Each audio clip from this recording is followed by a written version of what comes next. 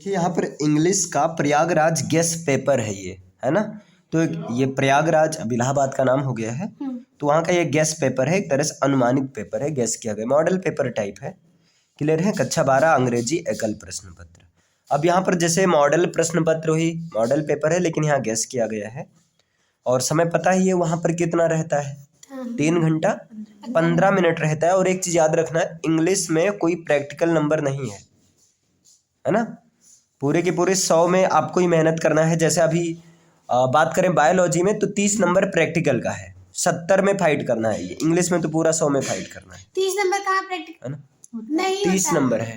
तो जैसे अब इंग्लिश और हिंदी यहाँ थोड़ा फाइटिंग करनी हो जाती है। जैसे रीजन क्या होता है, अगर इंटर में परसेंटेज वगैरह गिरने का सबसे बड़ा रीजन होता है इंग्लिश और हिंदी का साथ ना देना, है ना।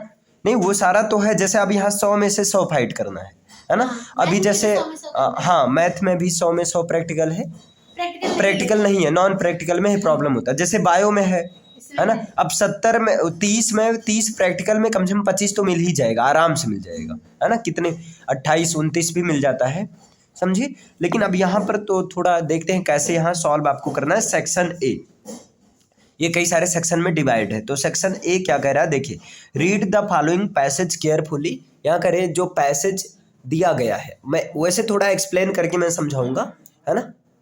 जैसे यहाँ करें रीड मीन्स होता है पढ़ना, फॉलोइंग पैसेज जो नीचे दिया गया पैसेज है, फॉलोइंग मतलब नीचे दिया गया, पैसेज मीन्स ये जो पैराग्राफ है इसको पहले पढ़ो, केयरफुली मीन्स ध्यानपूर्वक पढ़ो, एंड आंसर, और उसके बाद आंसर दो the question set there on, और जो भी क्वेश्चन दिया गया है यहाँ पर इसके नीचे इन क्वेश्चन का आंसर करो। क्लियर है। सबसे पहले इंस्ट्रक्शन पढ़ लेना। क्लियर है कि कहना क्या चाह रहा है। चलो अब देखते हैं। Marco Polo was Indeed one of the greatest explorer, है ना, ऑफ ऑल टाइम्स, है ना। अब यहाँ मार्को पोलो वाली कहानी है आप में कि नहीं, तो यहाँ देखिए जैसे है Marco Polo was Indeed. Clear. Marco Polo सचमुच में था, इंडीड का मतलब होता है सचमुच में।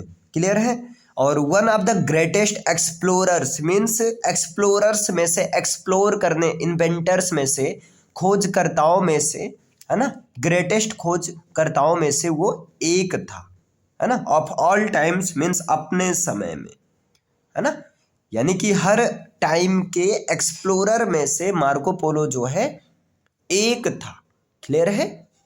अब यहाँ नेक्स्ट है, it was he first make a route across Asia to China. देखिए इट वाज ही, यही पहला आदमी था। क्लियर है। यही वो आदमी था जिसने, है ना, फर्स्ट मेक अ रूट, जिसने सबसे पहले रास्ता बनाया, इधर देखो, जिसने सबसे पहले रास्ता बनाया across Asia to China, Asia और चाइना के बीच, है ना, एशिया से चाइना के लिए, एशिया से चीन के लिए जिन्होंने सबसे पहले रास्ता बनाया यही वो आदमी है। देख लो मार्को पोलो, देखना लो, नाम सुन लो, मार्को पोलो। एंड और हु फर्स्ट टोल्ड, और जिसने पहली बार बताया, हु फर्स्ट टोल्ड, जिसने पहली बार बताया, अबाउट यूरोपियंस, यूरोपियंस के बारे में बताया, है ना, about the count at Peking, है ना, पेकिंग, जिसने जो है पेकिंग में, क्लियर है, ये समझ पा रहे हैं ना, पेकिंग में या पेकिंग के कोर्ट में, नहीं, पेकिंग में यूरोपियंस के बारे में बताया, मतलब सबसे पहले इन्होंने ही यूरोपियंस के बारे में बताया। अब क्या रीजन है, जैसे एशिया कंटिनेंट है आपका, चाइना जो है यूरोप कंटिनेंट में है ना, तो यूरोप के लोग क्या कहलाएंगे, यूरोपियन। क्लियर है। जैसे अभी एशिया के लोग क्या कहलाएंगे, एशियन, है ना, या एशियाई लोग हिंदी में कहें तो। क्लियर है। वैसे इन्होंने, ये वही आदमी है जिसने सबसे पहले यूरोपियन के बारे में क्या किया, बताया। आगे देखिए, Marco Polo was the first European to describe Burma. Marco Polo ये पहला यूरोपियन था, है ना, जिन्होंने किसका डिस्क्राइब किया, बर्मा के बारे में बताया। अब बर्मा क्या है, देश है, बर्मा, हाँ, म्यांमार जिसका नाम हो गया है, बर्मा या म्यांमार, है ना।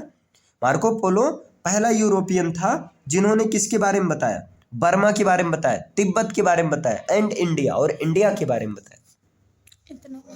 ये यूरोपियन था, और इस यूरोपियन ने एशिया वाले, है ना, देश में जैसे बर्मा, तिब्बत और इंडिया। इंडिया, इन सब के बारे में इन्होंने ही सबसे पहले बताया। समझ पा रहे ना, आ रहा है समझ में इतना? हाँ, and about the customs and manners of the people, और यहाँ के लोगों का क्या कस्टम है, क्या रीत रिवाज है, क्या मैनर्स है, क्या मतलब तरीका है ना, इन मतलब यहाँ के लोगों की रीत रिवाज व संस्कृत मैनर, इन सब के बारे में बताया। या बताने वाला सबसे पहला बंदा कौन है? मार्को पोलो ही है। समझ पाए इतना?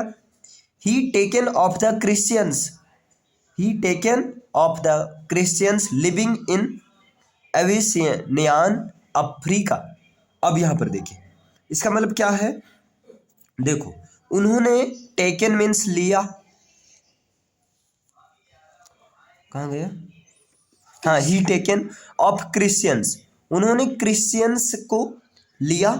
अब क्यों लिया? लिविंग इन एविसिनियान अफ्रीका, ये कह रहे हैं एबिसिनिया में रहने वाले ईसाइयों को साथ में लिया था, मतलब एबिसिनिया में रहने वाले ईसाइयों के साथ इन्होंने लिया। And described the cold Arctic countries of the white bear, और क्या किया, कोल्ड जो ठंड, आर्कटिक देश है ना, जैसे अंटार्कटिक होता है महाद्वीप, एक आर्कटिक महाद्वीप होता है, हाँ। तो आर्कटिक देशों जो कि बहुत ठंड होते हैं उनके भी बारे में इन्होंने क्या किया, डिस्क्राइब किया। लेकिन इसके लिए इन्होंने एबिसिनिया में रहने वाले क्रिश्चियंस लोगों का क्या किया, मदद लिया था, है ना।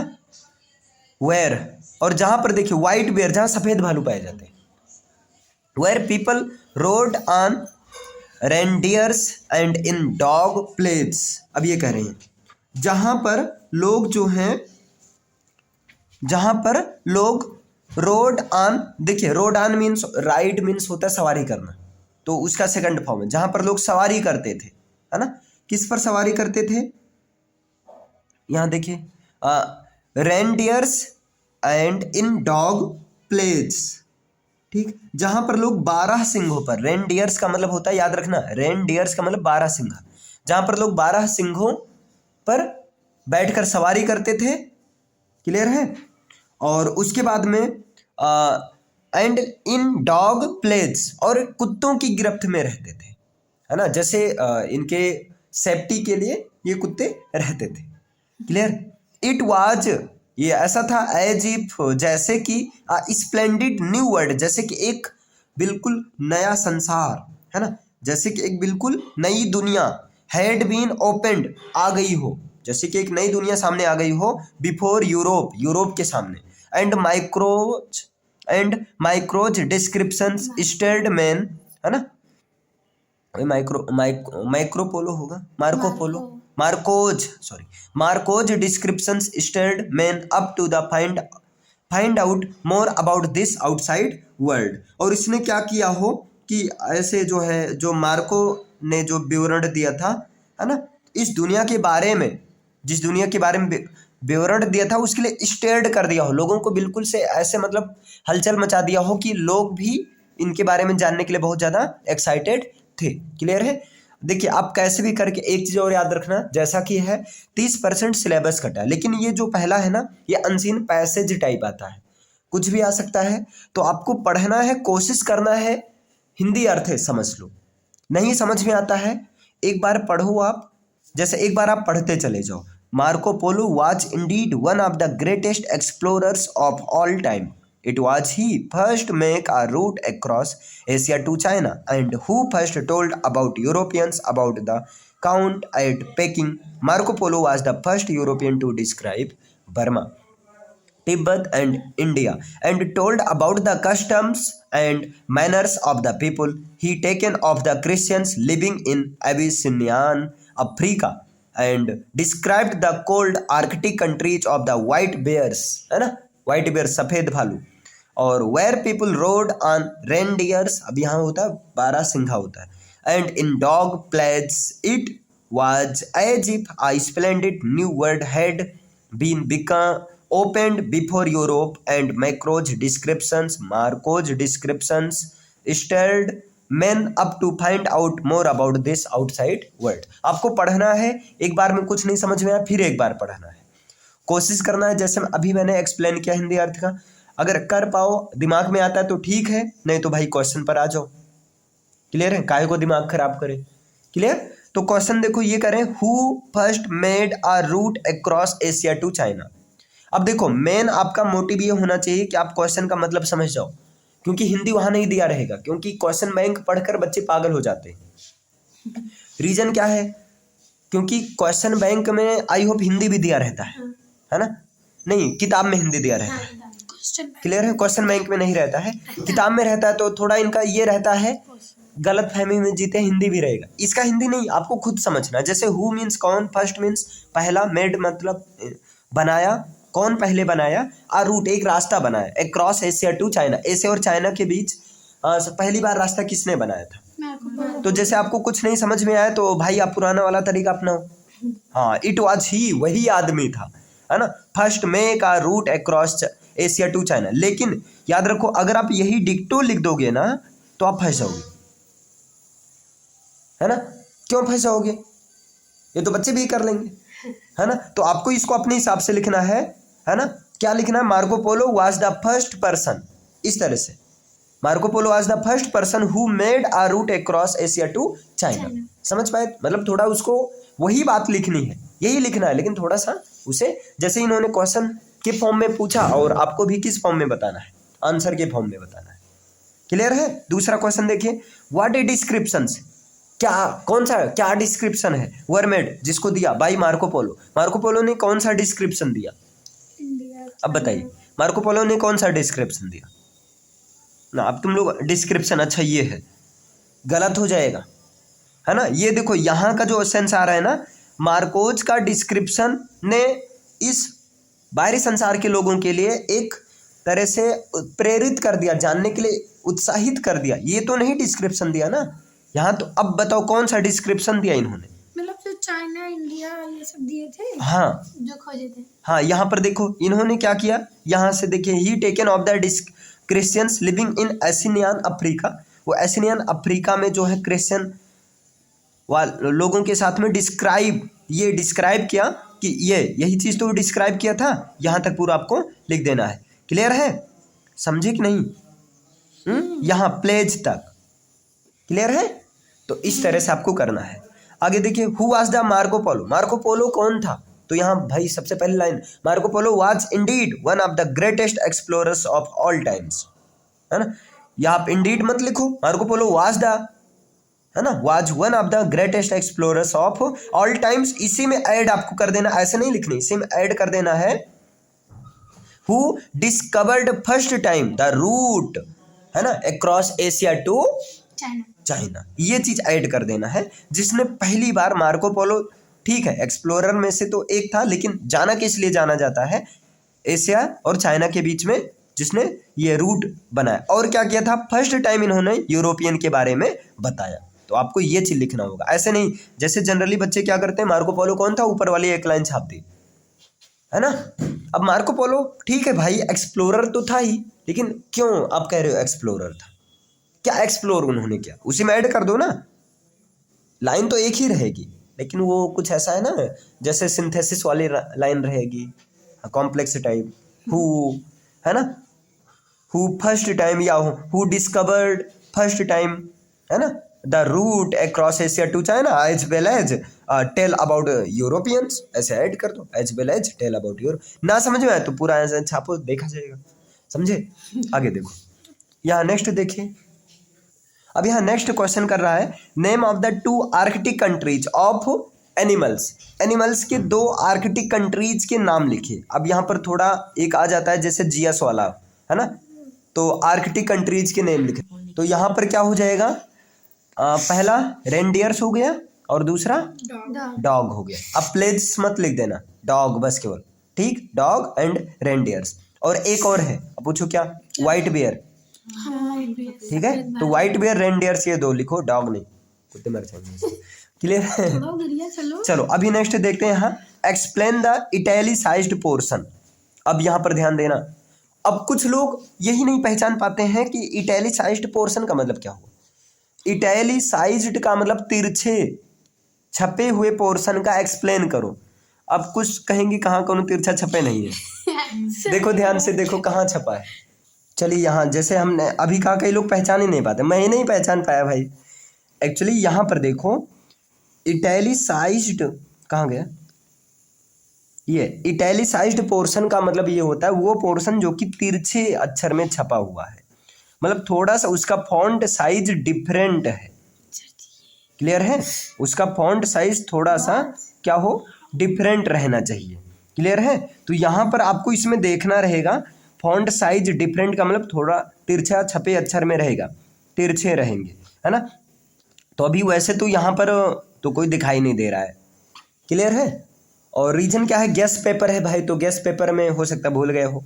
बाकी अगर आप लोग को दिखे तो बताना फिर कहाँ पर है। क्लियर है, समझे एक्सप्लेन वाला ये चीज़। अच्छा नेक्स्ट, एक्सप्लेन का मतलब ये याद रखना, एक्सप्लेन का मतलब उस लाइन को एक्सपेंड करना है, उसी लाइन के बारे में थोड़ा बताना है कि हाँ इसका मतलब क्या हुआ 2-4 लाइन में। जैसे पोएम की लाइन का, एक लाइन का 10 लाइन एक्सप्लेन होता है, एक्सप्लेन होता है, वैसे यहाँ भी। चलो next, choose one of the word from the page for following expression, है ना।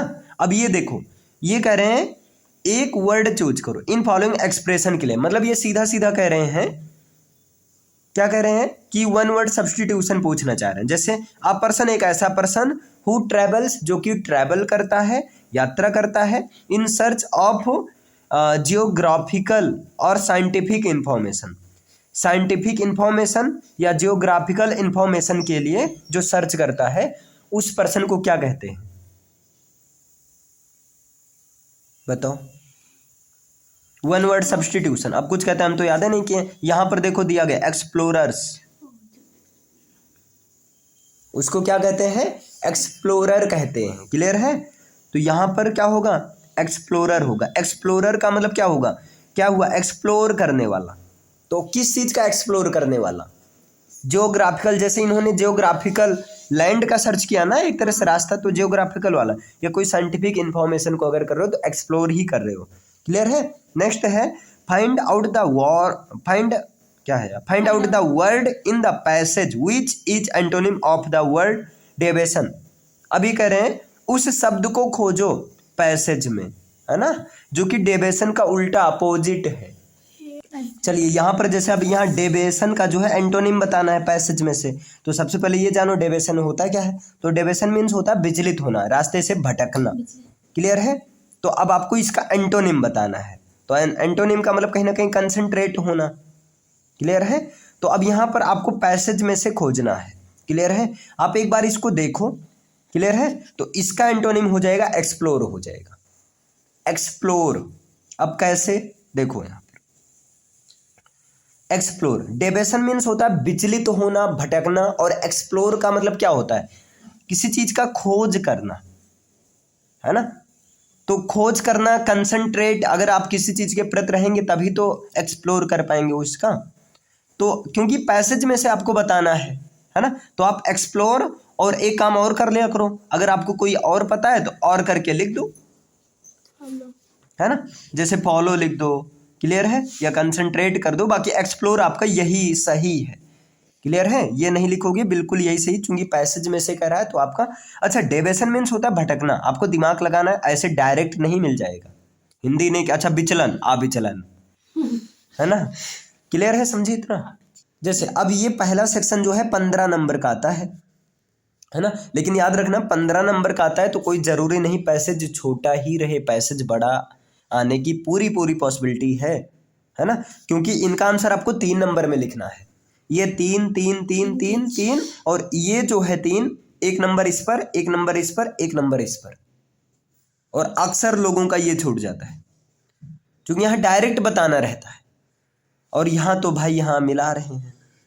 ठीक, लेकिन इसका भी आंसर थोड़ा आपको लॉन्ग में लिखना है, 3 नंबर का, उसी हिसाब से आधा एक पेज में तो होना ही चाहिए, बाकी पैसेज बड़ा आएगा, डोंट वरी। क्लियर है, इतना छोटा नहीं आएगा। अच्छा अभी समझे इतना, ये हो गया आपका सेक्शन ए। अब चलते हैं सेक्शन बी पर। तो सेक्शन बी राइटिंग सेक्शन है। इसमें क्या है देखिए, right an article on any one of the following topics in about 100 to 150 words. ये करें कोई आर्टिकल लिखो 100 से 150 वर्ड्स में। जैसे पहला rural development in India, India में गाँव का विकास। और याद रखना कमाल की बात तो ये है, जो भी आर्टिकल लिखने के लिए आएगा वो डिपेंड करता है आपके नॉलेज के ऊपर। टॉपिक बहुत इजी रहेगा।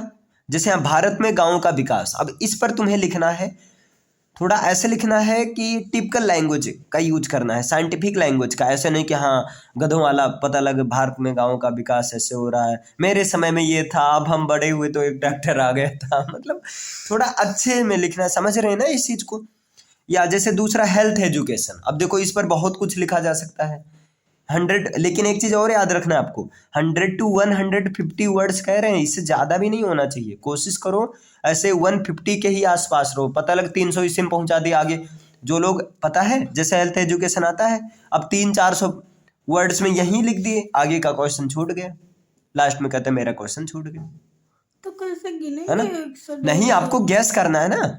जैसे अब 100 to 150 वर्ड्स में तो बहुत ज़्यादा 2 पेज में लिख दो बस, ठीक है, 2 पेज में या 1.5-2 पेज में इफेक्टिव तरीके से लिखना है। तीसरा child labour in India, Bharat में चाइल्ड लेबर है ना, यानी कि जो बच्चे लोग जो कि लेबर का काम करते हैं, ये क्या है।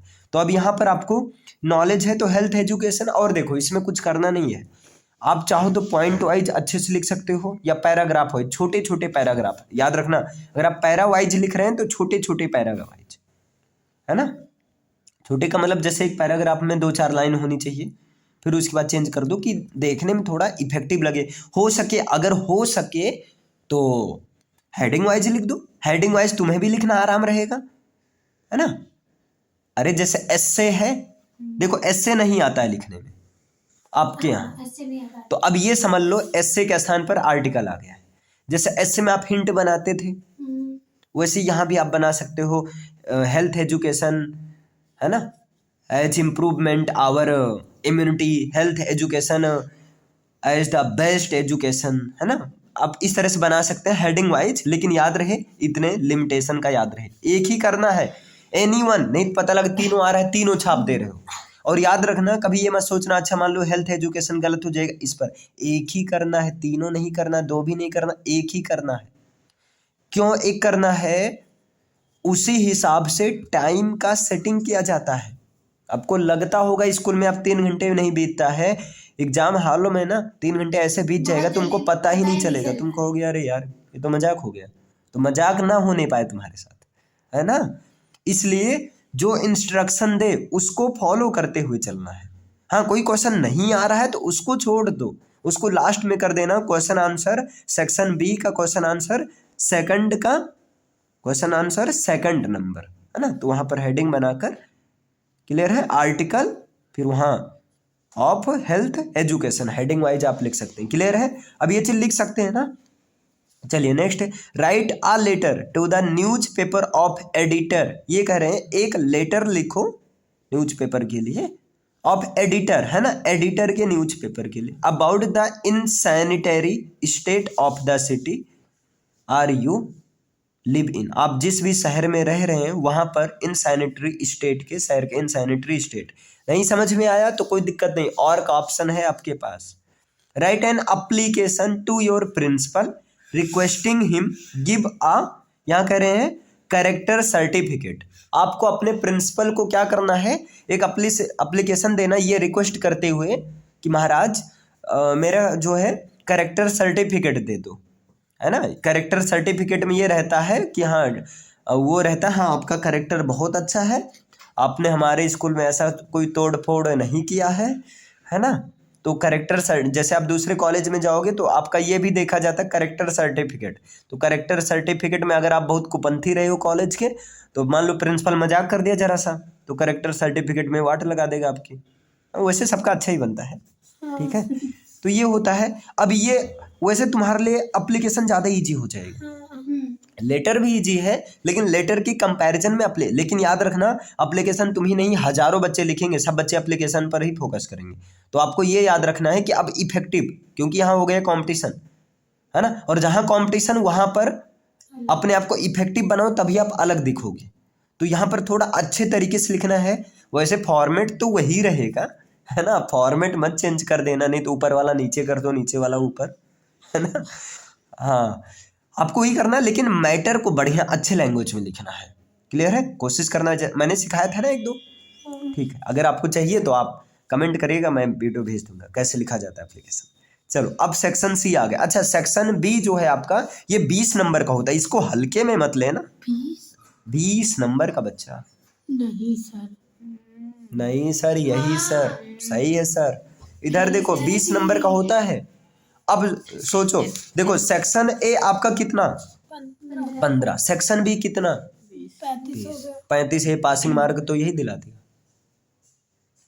इसलिए। और हाँ, यही सब मार्क्स बनाता है आपका सेक्शन ए, सेक्शन बी ही मार्क्स मतलब इंक्रीज करता है, ये तो है। अब इसमें क्या है भैया, जैसे एंटोनिम आप हो स्टेल, अगर स्टेल का एंटोनिम आपको एकदम एग्जैक्ट पता है तभी आपको नंबर मिलेगा, नहीं तो एग्जामिनर आधे का आधे का आधे का आधे का आधे का आधा भी, मतलब 1% भी नहीं देगा, 0 बटा लड्डू देगा, है ना। तो यहाँ पर क्या होता है, यहाँ ज़्यादा पंगा हो जाता है। हाँ, यहाँ अगर सही तो भाई पूरा 1 मार्क्स। जैसे अब यहाँ एंटोनिम ऑफ स्टेल, स्टेल का एंटोनिम क्या होगा, पहले ये समझो स्टेल मतलब होता क्या है। अब यही नहीं पता रहेगा तो एंटोनिम का दिमाग लगाओ, होता है। इसलिए अभी भी टाइम है। क्वेश्चन बैंक किताब से एंटोनिम सिनोनिम ये सब याद करो, थोड़ा हिंदी मीनिंग्स की हेल्प से। जैसे अब यहाँ स्टेल मतलब होता है बासी, जैसे स्टेल फूड होता है बासी खाना, है ना। तो अब हिंदी में तुम्हारे दिमाग में आ गया, बासी मतलब ताजा, ताजे की इंग्लिश फ्रेश। गजब, यही आंसर बिल्कुल सही है। देखो जैसे हिंदी आया तुरंत दिमाग क्लिक कर गया कि नहीं, है ना। अब फ्लैश होगा नहीं, क्योंकि फ्लैश लाइट होती है, फ्लैश सिस्टम होता है वो भी नहीं होगा, फेक तो होगा नहीं, तो क्या होगा, फ्रेश होगा। समझ पाए इतना। एंटोनिम ऑफ सेवियर, अब यहाँ पर आपको बताना है सेवियर का एंटोनिम क्या होगा। तो यहाँ पर जैसे देखिए, अब सेवियर मीन्स होता है सख्त, कठोर होता है ना। तो अब कठोर का क्या होगा, मुलायम, है ना। अब मुलायम की इंग्लिश क्या होगी, देखो फर्टाइल मीन्स होता है बंजर, फर्टाइल उपजाऊ, ये तो होगा नहीं। हाइड मीन्स छिपाने, ये तो होगा नहीं। बोल्ड मीन्स बहादुर, ये तो होगा नहीं। जब 3 नहीं होगा तो चौथा सही होगा। अब तुम्हें अगर चौथे का मीनिंग भी नहीं पता है, 3 एनालिसिस कर ले तो चौथा अपने आप सही हो। वैसे माइल्ड मीन्स होता है कोमल, mild means, mild MILD, mild means क्या होता है, माइल्ड मीन्स होता है कोमल, है ना। मुलायम, माइंड मतलब दिमाग होता है, ठीक है, यहाँ माइल्ड है। चलो next, antonym of knowledge, knowledge का एंटोनिम क्या होगा। अब नॉलेज मीन्स क्या होता है, पढ़ा लिखा, ज्ञान। अब यहाँ पर देखिए, इग्नोरेंस मीन्स होता है अज्ञानता, है ना। तो नॉलेज का इग्नोरेंस होगा। अब एक चीज़ और, इसको देखो कुछ चीज़ें ऐसे रिलेट कर लिया करो। इग्नोर मीन्स होता है ध्यान ना देना, तो इग्नोरेंस का मतलब ध्यान ना देने वाला, तो क्या होगा, बेवकूफ़ होगा, गधा होगा, ठीक है। तो नॉलेज का क्या होगा, इग्नोरेंस होगा एंटोनिम। अब यहाँ पर ये तो हो गया 3। Next, choose the correct option, synonym of laudable. अब यहाँ पर लॉडेबल, लाउड, पहले ये देखो लिखा क्या है, लॉडेबल। चलिए यहाँ पर देखिए, अब यहाँ कहाँ गया, लॉडेबल का मतलब होता है प्रशंसा। लॉडेबल मतलब एक ऐसा इंसान जिसकी प्रशंसा की जा सके, है ना। तो अब यहाँ प्रेज वर्दी यही है, वर्दी मतलब होता है लायक, प्रशंसा के लायक, तो यही है भैया सिनोनिम इसका। दूसरा, अनड्यू, ये करें, undue favour to place one's relative posts is called. देखिए अब इसका आंसर क्या होगा आपका, नेपोटिज्म होगा। नेपोटिज्म मीन्स होता है भाई भतीजावाद। जैसे आप किसी पोस्ट में पहुंच गए हैं और वहां पोस्ट पर पहुंचकर अपने सारे रिश्तेदारों को नौकरी लगवा दे रहे हो, है ना। बड़े ऑफिस के पास, साहब ये हमारे बुआ का लड़का है, साहब ये मामा का लड़का है, ये हमारे भाई हैं, जैसे इस तरह से बहुत ज़्यादा नेपोटिज्म चलता है, तो इसको कहते हैं नेपोटिज्म कहते हैं। नेक्स्ट है, the country ruled by a king, वो कंट्री जहाँ पर एक राजा शासन करता है ना। वो कंट्री जहाँ एक राजा शासन करता है उसे क्या कहते हैं, डेमोक्रेसी, मोनार्की, मैट्रियार्की और ओलिगार्की, है ना। चलो अभी इसमें क्या होगा, मोनार्की होगा। एक होता है आपका एनार्की होता है, एनार्की का मतलब होता है अराजकता, मतलब वहाँ पर ऐसा देश जहाँ पर कोई शासन के लिए कोई राजा या कोई हो ही ना, है ना, वो होता है एनार्की होता है। अच्छा, सिनोनिम ऑफ बेन, बेन का सिनोनिम क्या होगा? बेन कर्स। कर्स होगा। बेन मतलब होता है श्राप होता है। अब यहाँ देखो ये बैन, ये बैन वो वाला है जो आदमी कहता है बैन लग गया है ना, बैन लगना, बंद हो जाना। जैसे अभी चाइनीज ऐप पर बैन लगा था ना, और ये बैनर होता है, और ये बैनिश मतलब होता है देश निकाला। इस बैनिश का मतलब क्या होता है? देश निकाला। आई होप यही होना चाहिए, थोड़ा सा डाउट में है। अच्छा, बेन का तो यही होगा कर्स, ये सिनोनिम होगा। क्लियर है? अब चलिए नेक्स्ट आते हैं। यहाँ पर देखिए, one should not abuse his father, इसमें सही करेक्शन करना है, करेक्ट करना है, गलत बताना है। तो जैसे देखो ही के लिए ही जाता है, सी के लिए, अब तुम ऐसे दिमाग लगा लो, देखो वन के लिए वन आता है। देखो तुम ऐसे दिमाग लगाओ यार, हिज तो ही के लिए आएगा, ये तो हम चेंज कर नहीं सकते हैं सब्जेक्ट, तो ये गलत दिया है। यहाँ पर हिज नहीं, कुछ और होना चाहिए, बस हम नहीं जानते। हाँ, तो यही सही है, वैसे वंस होना चाहिए। क्लियर है? समझिए इतना। ON S S, हाँ हाँ, गुड गुड, थोड़ा सा ONE अपास्ट्रॉफी S, ये वंस होगा। हम भी पगला जाते हैं। चलो अभी समझिए यहाँ वंस। चलो नेक्स्ट है, या ये कह रहे हैं चाहे ये करो और करके ये करो। एंटोनिम ऑफ सेवियर, सेवियर का एंटोनिम बता दो। अभी बता सकते आप? हाँ, ये भूल गए हैं, माइल्ड होगा ना। क्लियर है? चलो आगे देखो। अच्छा, अब ये तुम्हारा 5 क्वेश्चन है। एक मिनट, सेक्शन यहाँ पर एक क्वेश्चन 1 नंबर का है, तो देखो कितना, 3 यहाँ पर 25 और यहाँ 3 4 7 और 8, बस 8 क्वेश्चन है ना। अब 8 में से चाहो तो आप 8 में से 8 ले लो, चाहो तो 8 में से कुछ ना लो, लेकिन लॉन्ग में क्या रहता है, कुछ तो मिल ही जाता है। कुछ तो मिल ही जाएगा। 8 में से 3 4 5 तो मिल ही जाएगा, है ना। इसलिए यहाँ पर ग्रामर सेक्शन थोड़ा ध्यान देना। चलो नेक्स्ट है, change any one of the following into indirect speech. He said I have lost my pen. Indirect में बनाना, कोई एक करना है, 2 है ना, तो पहला तो आसान ही है, तो ही सेड डैट। अब यहाँ पर देखो आई है, फर्स्ट पर्सन के अनुसार he said that he had lost his pen, हो गया इनडायरेक्ट, है ना। या दूसरे का अगर बनाना चाहो तो ये क्वेश्चन इंटेरोगेटिव है, तो आस्क्ड करो। The teacher asked the student, है ना, वाई ही, टीचर के अनुसार ही, why he had come so late that day. समझ में आ रहा है कि नहीं? आ रहा है। इनडायरेक्ट, अब ये तो पढ़े होंगे। आगे देखिए, दोनों में से कोई एक करना है। Next, combine any one of the following as directed, है ना। अब ये करें, एक को कंबाइन करो।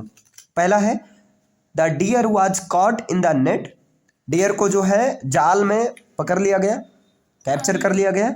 ही स्ट्रगल्ड हार्ड टू एस्केप, और वो बचने का पूरा जान लगा रहा था, बचने का पूरा प्रयास कर रहा था। कौन? डियर जो है बचने का पूरा प्रयास कर रहा था, निकलने का।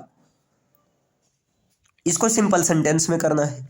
दूसरा है ही इज रिच, वो अमीर है। ही लीड अ सिंपल लाइफ, लेकिन वो एक साधारण जीवन बिताता है। इसको कंपाउंड करना है। अब कंपाउंड के लिए मैंने बताया था, कंपाउंड के लिए 2 सेंटेंस होना चाहिए, है ना। और इसमें एक कोऑर्डिनेटिंग कंजंक्शन होता है, और उसका नाम है फैन बॉयज। क्या है? Fan boys, for and nor but और येट सो।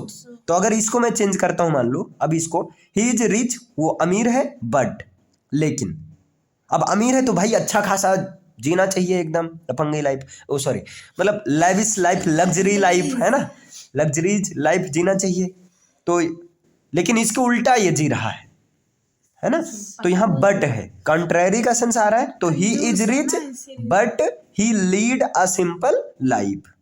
ये आपका हो गया कंपाउंड। देखो कितना आसान है। अच्छा, इसको चेंज करना है सिंपल में, कोई एक ही करना। इसको कैसे करोगी, है ना।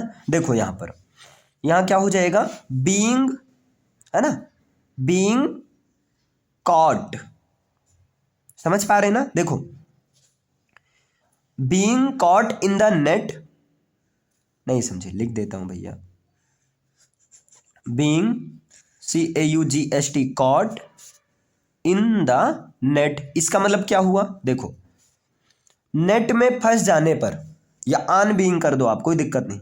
नेट में फंस जाने पर, फिर यहां डियर, ही के प्लेस पर डियर लिख दो। क्लियर है? Deer struggled hard to escape, deer ने बचने का बहुत प्रयास किया। नहीं समझे? समझे। क्लियर है? चल, आगे देखो यहाँ, he is too weak to lift this weight, ये कह रहे हैं। यहां पर टू को रिप्लेस करो सो में, तो मैंने बताया था he is so weak that he can not lift this weight. अच्छा, दूसरा सुपरलेटिव में करना है, iron is more useful than any metal, तो iron is the most useful of all metal. Clear है? चलो, या ऑफ ऑल कर दो। आगे देखिए, the school was closed since yesterday. अच्छा, एक चीज और है आपका, यहाँ बी में कह रहे हैं combine any one of the following, इन दोनों में से एक को कंबाइन करो, है ना। अब सी वाला कह रहा है कि अलग अलग आप, अब ये मत दिमाग लगाना अच्छा दोनों में से एक करना है, दोनों करना है यहाँ, है ना। डी वाला भी दोनों करना है, school was closed since yesterday, गलत है भाई, तो सही क्या होगा? ये कह रहे स्कूल कल से बंद था, नहीं, यहां पर होगा school had been closed since yesterday, कल से स्कूल बंद रहा, है ना। आगे यहाँ he wrote a best book, तो इसमें क्या करना है? सही करना है, तो he wrote the best book ना, सुपरलेटिव डिग्री के पहले क्या लगता है? द लगता है। अब यहाँ इन दोनों में अंतर बताना, ये होमोफोन्स वाली कहानी, अरे यार देख ही नहीं रहा था, तुम लोग को बताना चाहिए। He wrote the best book और the school had been closed since yesterday. Next यहाँ बीक और बीक, तो इस बीक का WEK, इस बीक का मतलब कमजोर, लेकिन सेंटेंस में यूज करना है। You are weak in reading comprehension, है ना। हाँ, और इस वीक का मतलब सप्ताह, देयर आर 7 वीक, नहीं there are 4 week in a months, एक सप्ताह में, एक महीने में 4 सप्ताह होता है। इसका वो भी बनाना है। हाँ, सेंटेंस में भी यूज करना है। कहाँ लिखा है? अरे कहाँ लिखा है? दिखाइए। इसके पहले रहता नहीं है बुक में कैसे है? लिखा रहना चाहिए सेंटेंस में। हाँ, लिखा रहना चाहिए, तो यहाँ तो कुछ नहीं लिखना है, कुछ नहीं करना है, मतलब फिर राइट, इस राइट का मतलब क्या होता है? सही, और इस RIT का मतलब क्या होता है? तो देखिए, इस राइट का मतलब संसार, है ना, और इस राइट का मतलब अधिकार, इस राइट का मतलब संस्कार होगा, संसार नहीं भैया, संस्कार। क्लियर है? तो मैं कहूँ human have different rights, clear है, ह्यूमन के पास कई सारे संस्कार होते हैं, है ना। और यहाँ right, this is you are right, हाँ, ये राइट मतलब सही, यू आर राइट। क्लियर है? अब यहाँ पर आपको ट्रांसलेशन करना है, क्लियर है, यहाँ पर आपको ट्रांसलेशन करना है, और ट्रांसलेशन आप लोग करना, ठीक। जैसे आज हमारी जीवन शैली बहुत सुव्यवस्थित हो गई, today our life style is arranged a lot, है ना, टुडे आवर लाइफ स्टाइल, है ना, इज अरेंज्ड अ लॉट, बहुत ज़्यादा व्यवस्थित हो गई, आदतों में बहुत तनाव और बदलाव आ गया है, आदतों में बहुत तनाव, बहुत ज़्यादा टेंशन भरा रहता है, ठीक है। तो there are different tensions and different changes are occurring, are found in the habits of human. Clear है? अधिक से अधिक धन कमाने की इच्छा से हमसे हमारा सुख और शांति छीन ली, है ना, नींद नहीं आती है। सही बात है। सही बात है। चलो, आपको करना है और मैं बताऊंगा, परेशान ना हो। क्लियर है? अगर आपको नहीं आता है तो मैं एक एक बताऊंगा। अभी नेक्स्ट देखिए, answer the following question about 400। Clear है?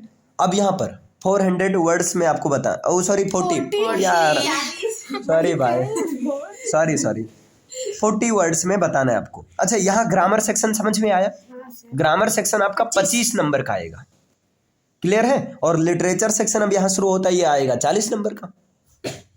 यहाँ जैसे what was French to keep away from school that morning, French कौन था?